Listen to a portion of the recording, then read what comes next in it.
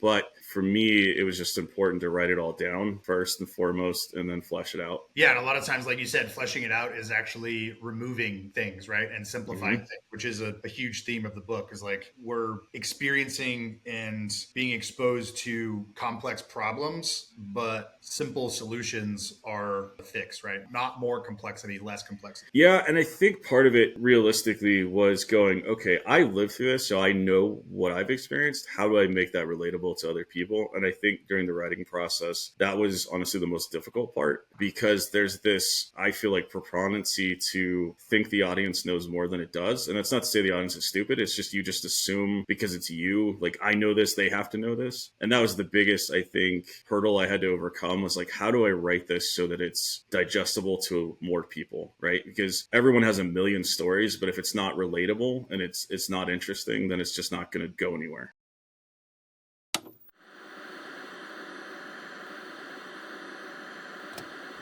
Is that much of it? That's not much of a change for you, right? My name is Kerry Kite. I used to load bombs in the Air Force, and now I'm a writer, a filmmaker, and an entrepreneur.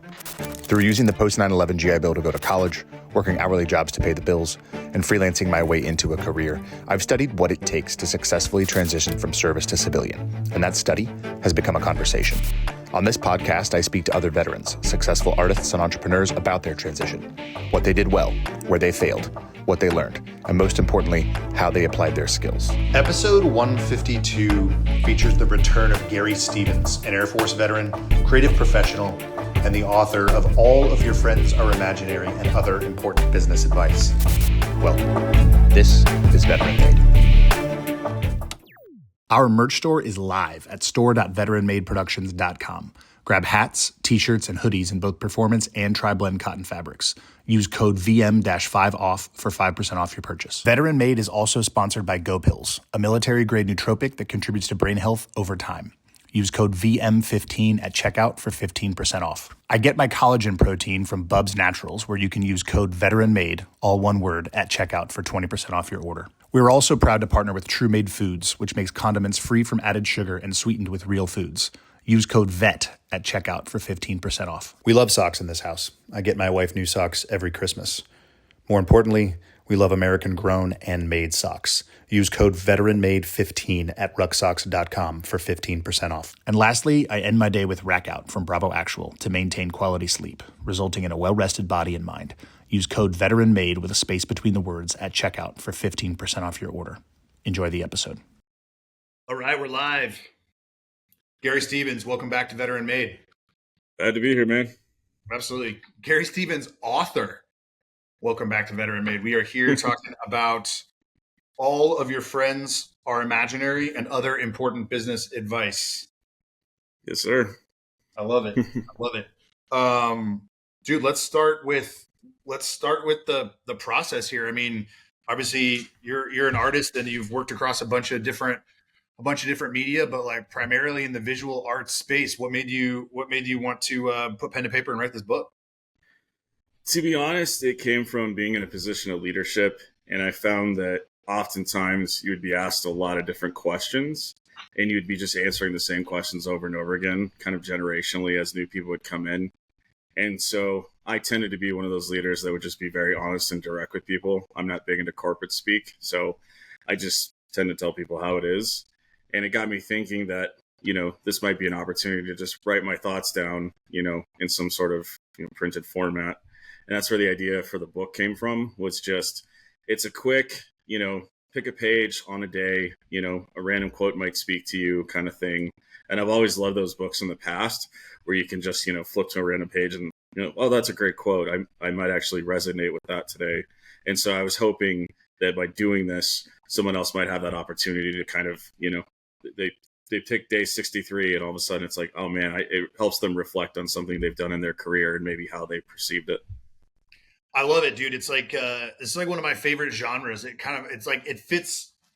sits on my bookshelf back there with my collection of Stephen Pressfield books, like The War of Art and Do the Work and all of that. It kind of has that like poetic prose to it. It's like so many of these business books and leadership books have pages full of, like you said, either corporate speak or people trying to falsely rewrite corporate speak and like make it more interesting. Whereas like what you did is like, obviously you're a visual artist, like you use the white space on the page like really well. What like did you have? I mean, was like Pressfield and that style and that genre an influence at all, or like where did the idea for how to format this book come about? Honestly, it just came from those old, I would say, kind of square books that you would kind of find randomly in bookstores, where honestly you just pick it up and it's just like every page is a quote, whether it's from film or television or just, you know, famous authors. But they would always have in certain bookstores these little square books that you would buy, and it was like inspiration for the day. And that to me was something I always, excuse me, sorry about that, something I always gravitated towards and absolutely fell in love with. And so I thought, you know, when I was time to write my thing, I wanted to be influenced by that. And what I mean by that is I needed the information on the page, like you said, to be just about the information, only say what was necessary, only write what was necessary to get to the point that I want people to understand. Yeah, I love it. And I love the idea of like being able to just open a book and go to a couple of things, right? Just to find like what you might need, or like, I mean, I'm flipping through mine right now. I've got like yellow. I'll do with this book what I do with Pressfield's book, which is like, I always start with a yellow highlighter. And then the next time I read, it's a different color. Next time I read, it's a different color. Next time I read, it's a different color. And it's like, I go on a journey. So it's like the first time I read this book, everything that's in yellow is going to be what spoke to me immediately. But even as I'm reading some of the other stuff, I'm like, oh, I'm going to come back to that in a year, or I'm going to come back to that in 6 months. And like, maybe that'll hit me differently and that'll get a different color. Or, you know, I've always got a pen. I'm always like taking notes in the margins and things like that. I think the ability to just like pop in and like read something and like meditate on that one thing provides a ton of value. Absolutely. What, sorry. Go ahead. Go ahead. Good. Oh, no, I was going to say, I mean, and that's kind of, I like that philosophy too, because it does kind of harken back to like college, right? When you would read something and you would highlight it in, like you said, yellow, and then maybe your instructor would come back and say, okay, highlight this, like here are the foot stomp moments, and you highlight that in blue and you see what's green, and you realize what you thought was important and then what your instructor thinks is important, and you kind of see where the middle ground is. And so I kind of see that where it's like, you have a moment to read through it. And on first glance, it's not a long read. Let's be honest. You know, you could probably read that book in less than half an hour. But the thing is my hope, like you said, is that you stop for a moment, you read something, and you just ponder something you've done professionally or even privately in your life. Because some of this advice, I think, I don't want to use the word transcends. It sounds bougie, but honestly, it does kind of transcend into your personal life a little bit, because there's some philosophy to it of like how to deal with, you know, interpersonal communication. And so it's just, that was the idea there. It's just, hey, it makes you think about things. Yeah, I mean, I sat down to read it, and obviously the temptation is to read it super fast, right? And I probably could have read it in a half hour. I think I took about an hour with it the other morning, and did that on purpose, right? I'm like, all right, let me take a little bit of extra time, kind of like read it, maybe reread it, you know, each page, right? Like reread each page and just like think about it for a little bit and then kind of slowly move on. There's multiple times where I would get, you know, several pages down the line, and that time I spent thinking about, you know, page 3 when I'm on page 17, I'm like, oh wait, hold on, let me go back. And then I like read page 3 and then read it all the way back to 17 and kind of like, you know, just thought a little bit more about each one. What's cool about books like this is, you know, like I already said, like it's an ongoing journey. It's not just like one short read with some punchy stuff that's cool. It's like, oh no, I'm gonna pull this out when I'm stuck creatively, or like you said, stuck personally, or even like from a business standpoint. How did this start? Was this like notes on your phone, notes on a document? Did you have, when you're like, oh, I'm going to put these together into a book, like, did you already have a handful of these already written? Like what was the genesis?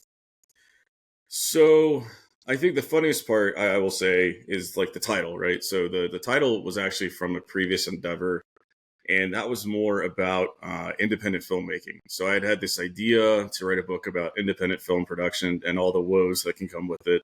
Myself having gone through making a feature film and a web series and other things, and just kind of the things you can run into. And the title I felt was really apt because, as you well know, there's a lot of people you meet that you know for a day and then they're gone from your life forever.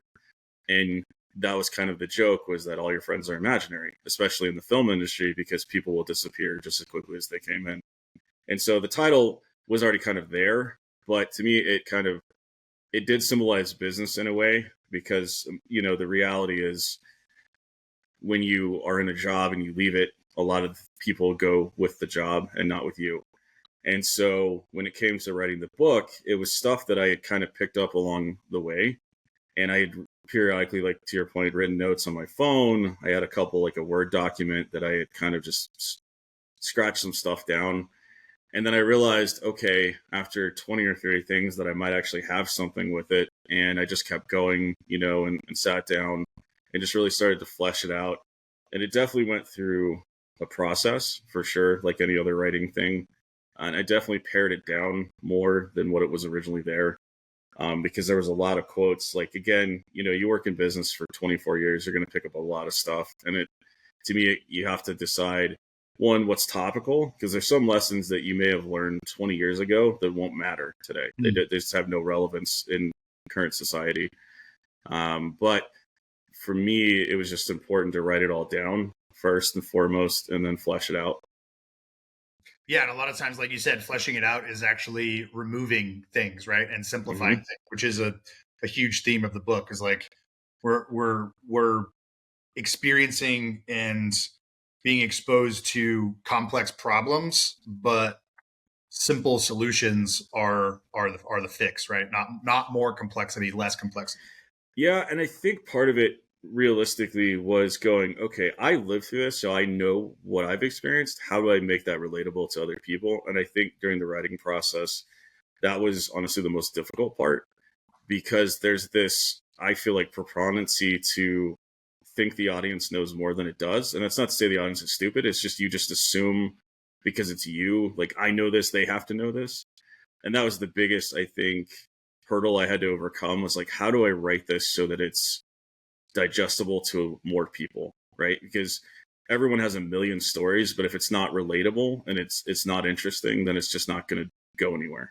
Yeah. How did you think about that, right? Because it's difficult to, you don't want to write too much you definitely don't want to write for too broad of an audience, because then you won't speak to anybody. You don't want to only write for yourself, because then you're not going to speak to anybody else. So, like, you mentioned that being a struggle. How did you work through that to decide who your audience is for this, and what you needed to pare down or get specific with?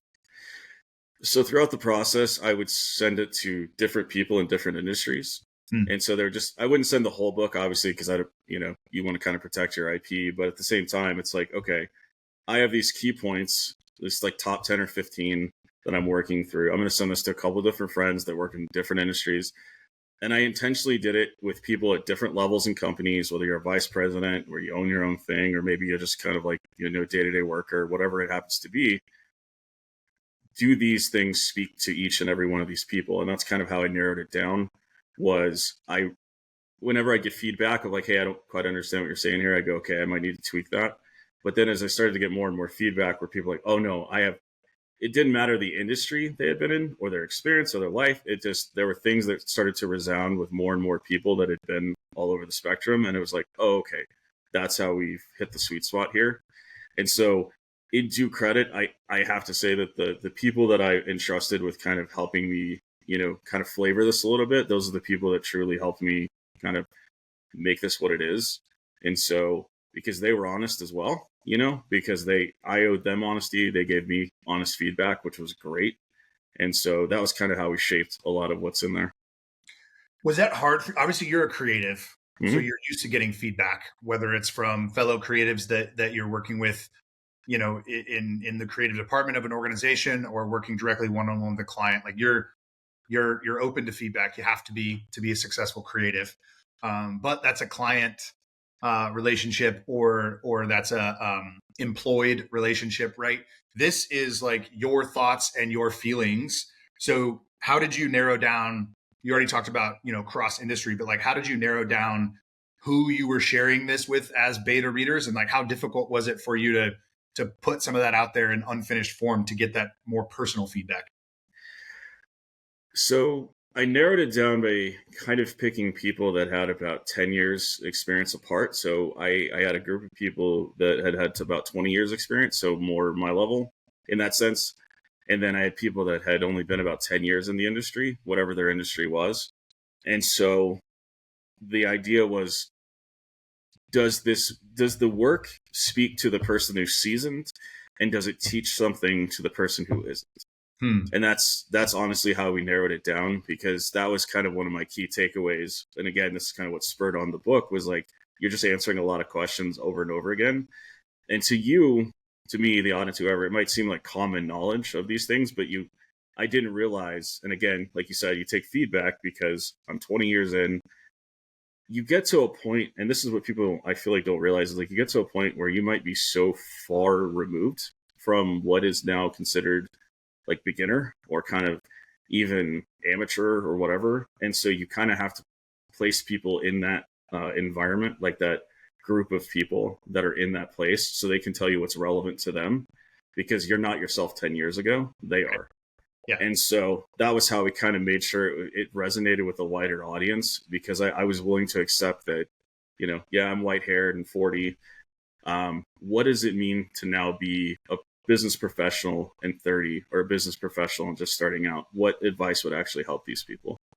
I think that's super smart. I mean, so two things. One, I'm not going to insult you and say that this is like in the self-help category, right? But like, it kind of falls into that category. And especially veterans, especially male veterans, like we love our self-help. We love our stoicism, right? And a lot of times what ends up happening is we read these things and we say to ourselves, oh, I already know that.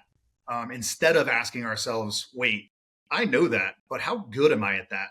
Or am I as good at that now as I was when I was hungry and just starting and more open to learning and getting better? And this idea of being reminded of these timeless truths and these principles that we need to continuously apply in life and at work is so valuable. I mean, I fall into that trap all the time, right? Like I said, I've got Pressfield's book. I've got other books where I'm like, man, I go back and I read and I'm like, oh man, like I actually know that. And I knew that 10 years ago, but I was better 10 years ago than I am right now at that thing that is really, really important that I forgot.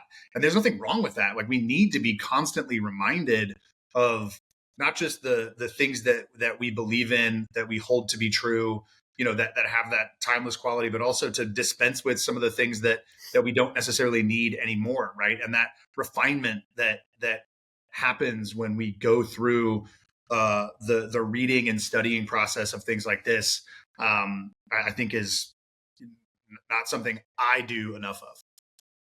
Yeah, absolutely. And that's the thing, is it's the quote that I've heard many times, and I've been put in the position a few times where it's, you really don't understand what you do and don't know until you're taught or you're asked to teach it. And I firmly believe in that philosophy, that if you think you know something and you can't teach it to another person, you probably don't know it as well as you think you do. And that has resonated throughout my entire life, as a father, as a business professional, and just personally in my own life, is like, how well do I understand things, and how distilled down can I make it so that it's understandable on the most fundamental level. And it's not, making people feel dumb. It's just going, how do I make what I'm saying something that's palatable to other people generationally?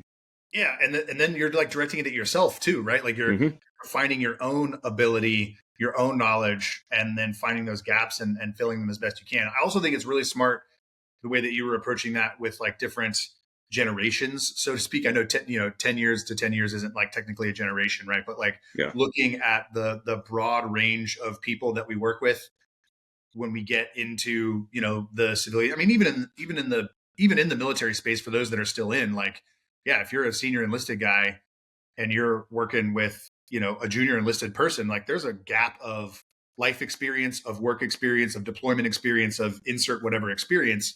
And we tend to get a little bit too focused in like where we are now, and not thinking that, again, lessons can apply. Like I remember when I got out of tech school, and I got to Lake and Heath, I checked into the unit and everything. And it was our ops soup was like, hey, really, really important thing for you to remember.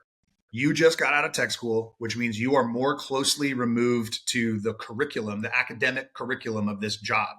So the people that you're going to be working with and studying under on the flight line as you work through OJT and your levels have a certain level of experience that's going to be valuable for you to learn. That being said, you have something they don't have, which is you just learned all of this stuff in tech school, in the textbooks, and kind of like on the training flight line. So speak up, because your perspective is valued here as well as their perspective is valued here. And so it's like that experience and that knowledge like integrates, and then the crews integrate, and then you move through working, which, I think about that all the time. Oh yeah. And even, in a leadership position, there would be people that would come in that were straight out of college, and there's a 10 to 15 year age gap. And I'd often find myself making sure I was asking them what they were taught in school, just so I had a fundamental understanding of, okay, it's, you might find yourself in a situation where something's just not working, and you have to sit back and go, okay, but how are they taught to do this? And figure out that skill set and what because they're probably the same thing. You were just taught in two entirely different ways. Yeah. And you're just speaking, you're doing the same thing. You're just not speaking the same language. And so it's just more of like being open and being an active listener and understanding that. Absolutely. Yeah.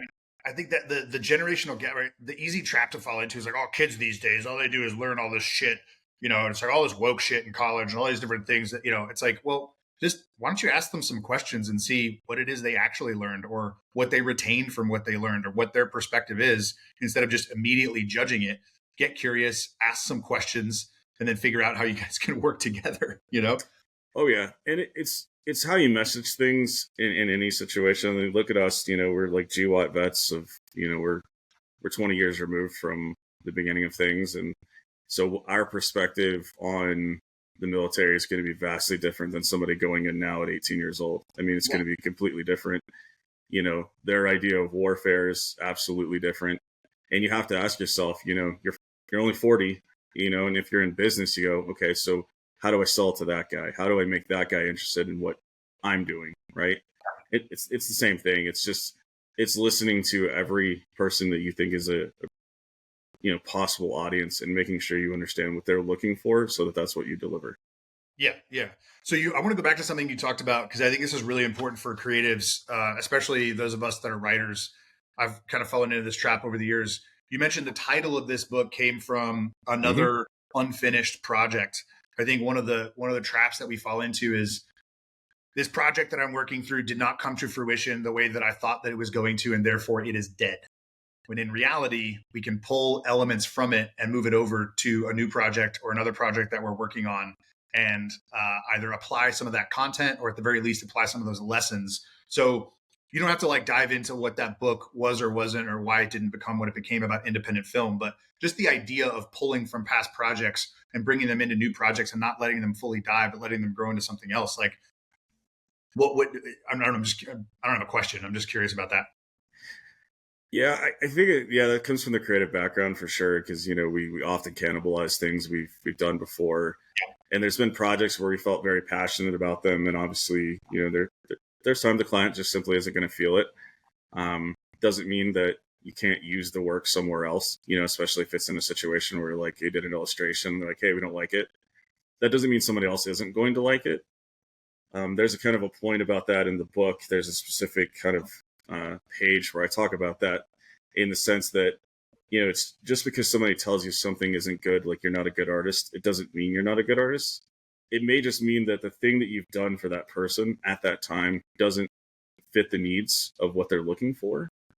And it doesn't mean that thing that you've just done won't meet the needs of someone else at some point in the future. So It's important to realize that, you may, like you said, walk away from something, or you may feel like something isn't working, but always keep it, because there's going to be somebody somewhere, somehow, that's going to find a use for that thing. And trust me, you will find, I just did a project a couple of weeks ago where I used something that was like 10 years old that I hadn't touched, that I hadn't looked at. And they were like, hey, we're looking for this kind of thing. And I'm like, wait, hold on.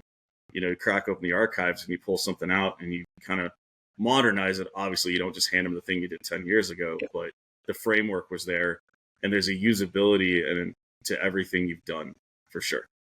Yeah, my wife and I were talking about this just yesterday, because we lost a bid on a treatment for a commercial docuseries project, and it hurt to lose it. It was a big project with a big client, big opportunity. Financially, obviously, like would have been great to land that from a revenue standpoint. And then creatively, it hurt to lose it, because we like really believed in the creative concept that we built for this little docuseries.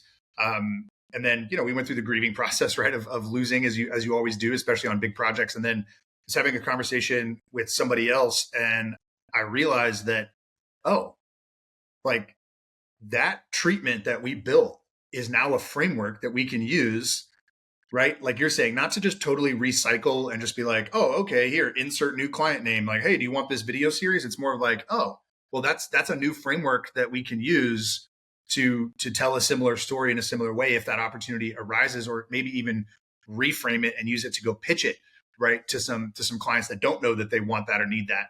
And I've done that for years. And I told her, I was like, man, I don't even know why I didn't think about this, because I've done that for years. Like I have all of the treatments, all of the scripts, all of the things saved from all of these commercial projects over the years from all these different clients. The number of times that we've lost on any given project, and then another client approaches us just like you described, and they're like, hey, we kind of want a TV spot that goes like this, or an OLV series that goes like this. And then we'll look at each other and be like, oh, wow, we did this for another client. Let's repackage it and make the adjustments and the tweaks that we need to use. And it's not to get out of doing more work. It's actually to look at it and say, oh, hey, this works.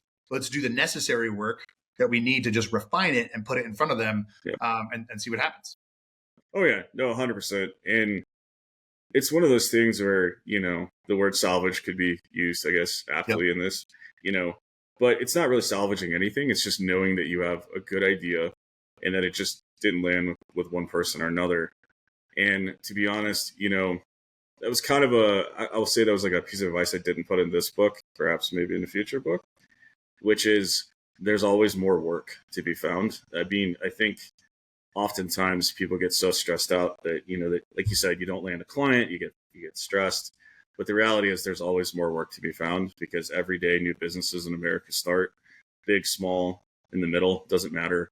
And that's always an ear that is always open. And the moment you can get just a word in edgewise, that's an opportunity for you to succeed. Yeah, that's right. It's like I pulled up page 64 here. At the end of it, it's like holding for a beat doesn't mean stopping, right? Like we don't just need to like, oh man, we lost, or oh man, like that didn't work. It's like, all right, just hold for a beat and keep working. Maybe you slow your pace down just a little bit. Maybe you step back and reframe, and not think about like, oh, I gotta like grind for the next one. It's like, all right, we just hold for a beat, but that doesn't mean that I'm stopping the work. It just means I might be slowing it down a little bit, looking at it a little bit differently, and figuring out an avenue forward. Yep. And that quote is, it's all about appropriate timing, because oftentimes people get disenfranchised with something because it doesn't line up the way you want it to right then and there. It's like, well, sometimes you got to take a moment, sit it back, and just measure the climate, which I know a lot of people probably don't do as often as they should, because they get so passionate about something that they forget to realize like what may actually be going on. I think we've all been there where we have some really crazy, we would call it crazy idea, but in the context of things, you might not realize that who you're talking to is, getting ready to like let people go, or financing's not right where it is, and you don't get the answer you want and you get frustrated. Whereas if you just taken just a beat and kind of like looked around the room and went, oh wait, I need to back this one off for a few minutes and give it a couple weeks and then reattack. Yeah. I want to talk about audience a little bit. You've obviously talked about it, the beta readers that you had from different life periods and different levels of experiences and things like that. But you mentioned something earlier about, the audience isn't dumb. Like we always, from a filmmaking standpoint, from a commercial making standpoint, we think about like trusting the audience, and figuring out, not just messaging if you're like selling a product or doing a brand awareness campaign, but even if you're making a film, right? Like trust that the audience is going to understand what it is that you're doing, what it is that you're talking about, what it is that you're saying, and what it is that you're showing them. And that's tough, right? Like as an artist across different media, like you can't make assumptions, but you kind of have to make assumptions. And I've always found that leaning on trusting the audience is kind of the best way to go. Is that how you approach that with the book? A little bit, I would say probably not to the surprise of most people that know me. One of my favorite films ever is the movie Seven. I think it's a masterpiece with, David Fincher. And the reason I feel like it's a masterpiece, I know it's a very dark subject, But it's the idea that if you really do pay attention to the film, there's very little shown, in terms of the violence of things. They don't really show the final act, as I would say. But the way that they tap dance around it in such a way, it's such a visceral way that it puts the reader there.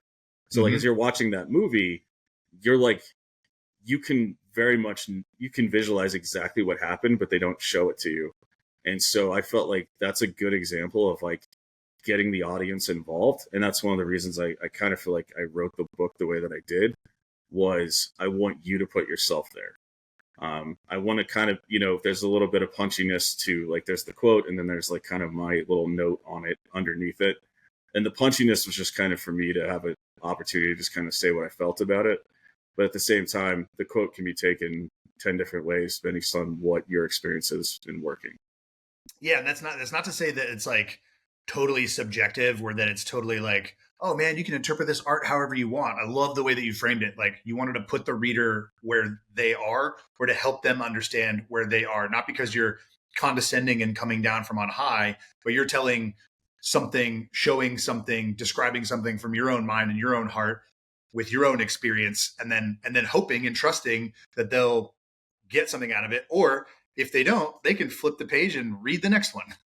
Oh yeah. And to be honest, the feedback has been kind of interesting and unique, especially post like publication, because I've had people who have read the book and, like yourself, they highlight stuff, they love it, they're key points. I've had a company that bought like 20 copies for a bunch of their staff members and said, hey, this is a really good ethos to have as far as business goes. And these were people that are like seasoned my age, and they're going, hey, this is something I think you guys should pay attention to, which to me is like probably the best compliment I could have gotten, was a business saying, hey, we're going to operate with this as part of our ethos. And it helped reaffirm the effort that you put into things, because, like any creative endeavor, you sit there and go, when I write this and I publish this and I put this out there, am I going to sound like an idiot, right? Am I just going to sound like some angry former business person who is just bitter about the industry, right? And I wanted to avoid that at all costs. And so that was kind of the idea with like, how the pages were set up and just what I put into that, because again, I wanted it to be kind of a visceral experience for people and really dig into something that you at your core felt you had experienced. Yeah, I mean, knowing you like I do, like it's your voice, you know what I mean? So it's like I definitely opened up the book knowing that it was going to be written in a certain voice, which is hard to do, because it's easy to get caught up in like, okay, who am I writing this for? Do I need to dumb this down? Do I need to be a little softer? Yeah. Do I need to manufacture some hardness here? When in reality, it's like, no, I'm just going to write what I think and what I feel, go through the process, make the notes that I need to make based on feedback, but I'm not going to lose the soul of this book and like lose the soul of who I am.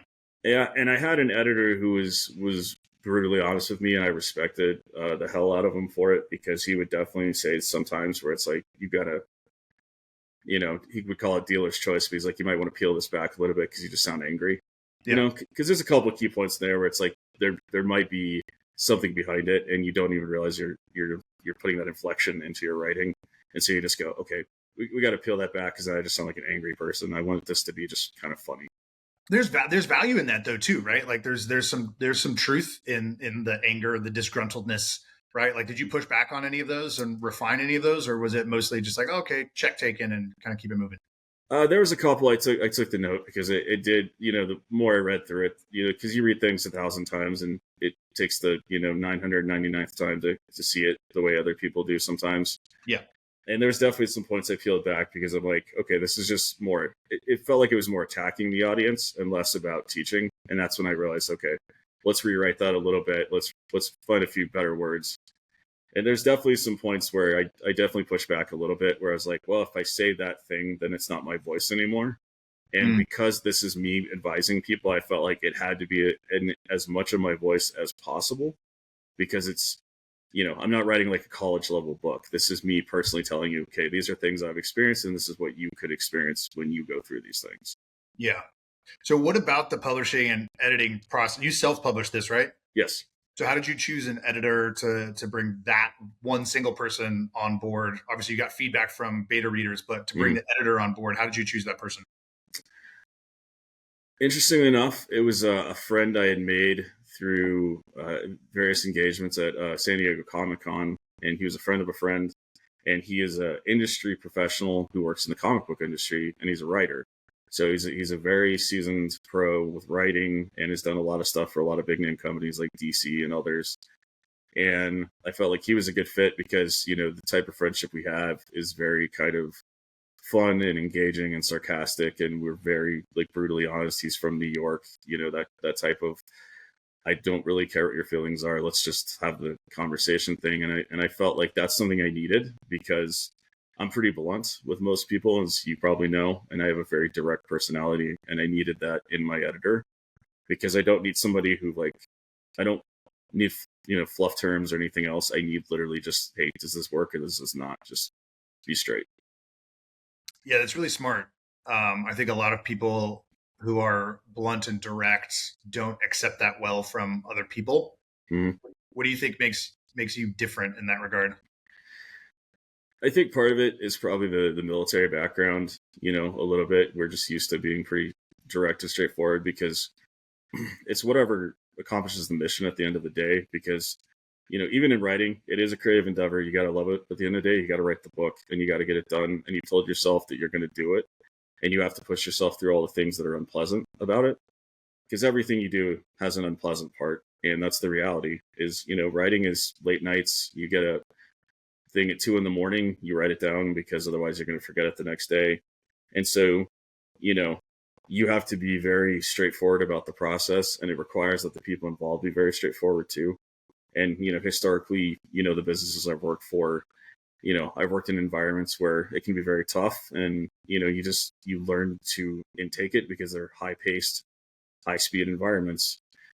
So you take quick reactive words and it just elevates you as an individual, to take that directly. I know a lot of people probably couldn't take that very well. As you said, it's very difficult for a lot, but, to be successful as a creative, you have to have incredibly thick skin because anything artistic or creative is usually subjective, and you're going to be on one side or the other, whether they like it or hate it. And you have to be willing to just go, this is something I'm doing for me. This is something I want to do. And you just persist through all those things that, would otherwise cause a lot of people to probably, drop off to the side. Yeah, I'm glad you said thick skin because the thing I highlighted on the first, it's page 11 in the copy that I have. It's like the first page of content, so to speak. You wrote something really great, which is thicken your skill and your shell. I highlighted thicken your skill. I've never heard that before. Absolutely love that phrase because we tend as creatives to think more about you just have to have thick skin. You just have to be able to take it, which it being feedback, right? Which isn't untrue, but you also have to pair that with thickening your skill. There is a good chance that the design or the draft or the whatever deliverable wasn't actually good enough, and therefore you weren't actually good enough to execute on that thing. So you need to thicken your skill and continue to get better. Mm-hmm. Instead of just assuming that you have thin skin. Make the assumption that you have thin skill and thicken it up. I love that phrase. Yeah, and it's not quite like I guess the best way to kind of put it is it's like when you're doing let's say a graphic design, right? Someone's constantly, we've all heard the joke, make the logo bigger, make the logo smaller. Right. The reality is oftentimes the reason people are telling you to do that over and over again is because they don't like the logo.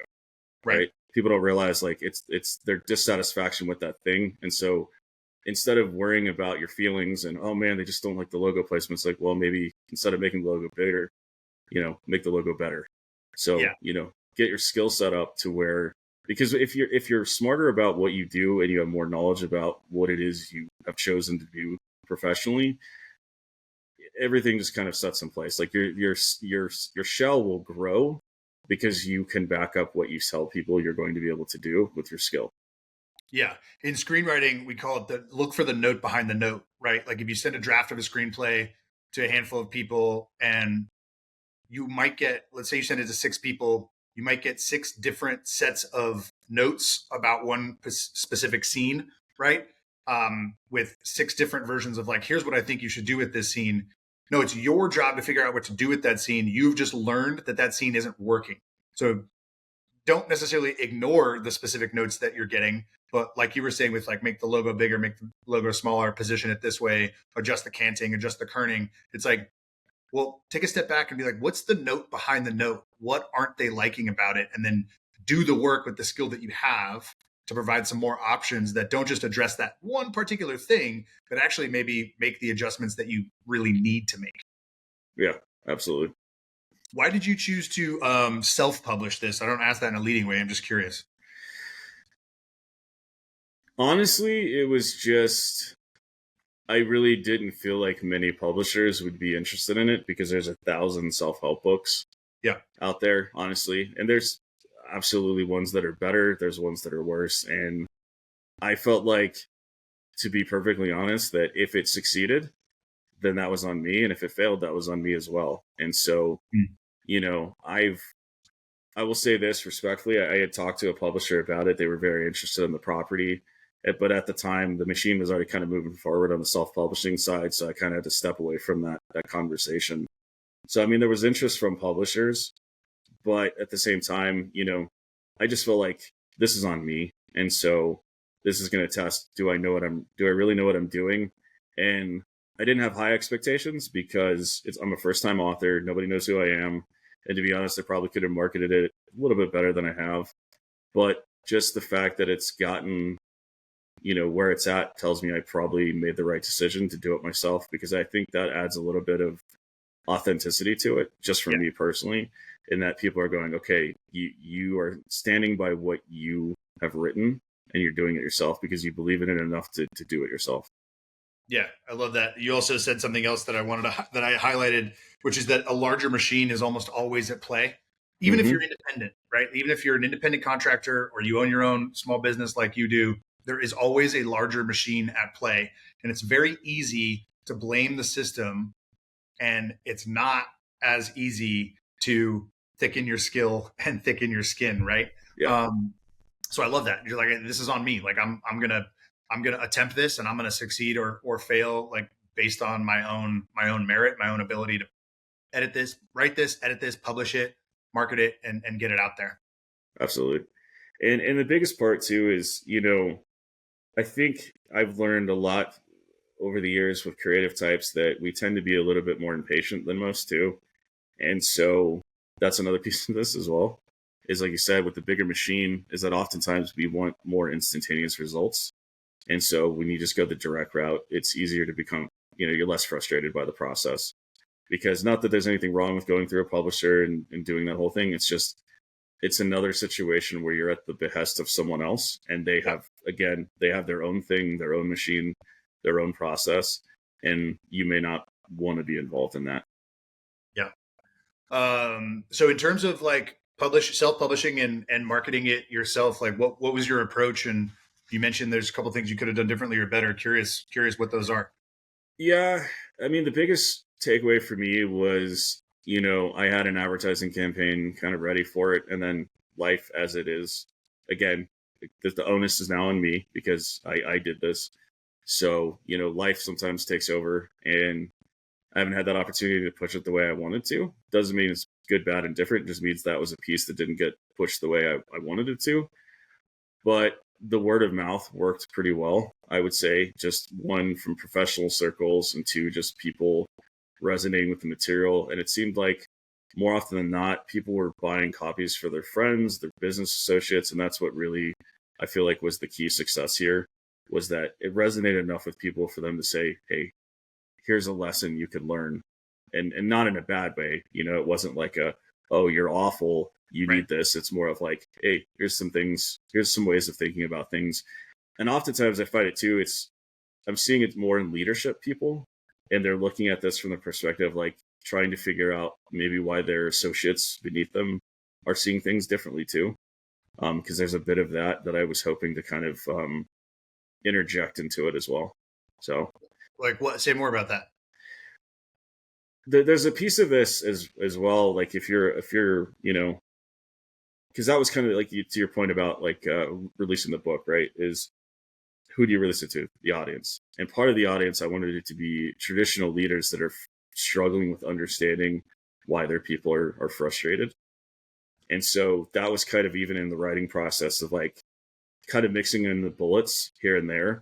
Because I wanted some that were from the ground level and some were from the leadership level. So if you're a leader, you're like, it's like there's a line in there about, nobody's safe, nobody, right? Which is true in any business. There's no sacred cows when business goes long enough, anyone can be gone, right? That's more of a leadership principle, right? Because, you're invested at a higher level. Whereas there's some bullets in there at lower points where it's like the thicken your skin, whatever. That's more of like an understanding. Like if a leader can read that bullet point and go, oh, this is something that's frustrating the youth in my business, the newer guys. And that was, to me, the most rewarding thing in terms of the launch and the success of that part. Absolutely. I love it. Yeah. Again, back to what we were talking about earlier, like different people at different points of their careers converging in one organization where there's like things that both can learn, both from the content of the book and then as well as like from each other and then from each other's, response and reflection to the content that's in the book. Oh yeah. And it wasn't, and again, I like to stress this with folks, but this is not a tell-all book. This isn't about any specific person, any specific business, any specific place, right? This is 24 years of me, military, private sector, working in different, industries and just all the different things. I mean, a lot of these apply to military as well. And people don't understand that, especially us being Air Force guys. I mean, look at our uniform, man. It was like a business suit, Air Force is one of the most corporate entities you could imagine. There's a rule for literally how you sit, stand, and pee. And so there's a lot to be gained from all these different things and a lot that is common through all different types of business. Absolutely. Yeah, I love it. So what's next? I mean, I know that you'll probably, are you already like working on volume 2? I mean, like what other, I know you got obviously a ton of other work in the design space and how's Botstick going? Like what's up? What's on your plate right now and what's upcoming? So, I am absolutely working on the second volume. I kind of make a joke about it even in the last page of that book, but it was already kind of in the works when I finished that one. The second book is called Don't Put a Unicorn on the Cover, which I just thought was funny. May only be me. But the idea is that it's the second volume, but it's for graphic designers and creatives. So the advice is more geared towards creative people. And it's just fun, and I think there might even be a third volume somewhere, somewhere in the few years from now. But I've definitely picked up the writing bug a little bit.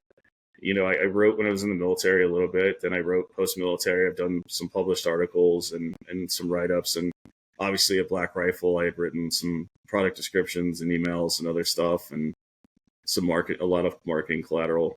And so I love writing. It's great. I'm working with Jared Taylor on a history of Botstick. So that should be an interesting one. There's a lot to kind of unpack there for the last, 14, 15 years. But the idea behind that book is, again, it's kind of like what Don't Put not that one. All Your Friends Are Imaginary was going to be, where that was going to be kind of about film industry.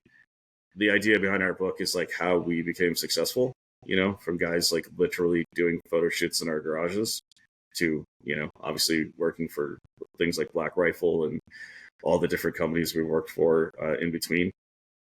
Creatively, I've been doing quite a bit of work with veteran television again, which has been great. They've got a lot of great programming that they're working on. And so that's been a blast.